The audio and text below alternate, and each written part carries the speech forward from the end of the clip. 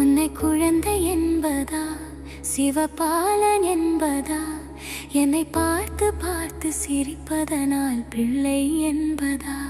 உன்னை குழந்தை என்பதா, சிவபாலன் என்பதா, என்னை பார்த்து பார்த்து சிரிப்பதனால் பிள்ளை என்பதா? உன்னை அழகன் என்பதா, அருள் வடிவம் என்பதா? உன்னை அழகன் என்பதா, அருள் வடிவம் என்பதா? சிவன்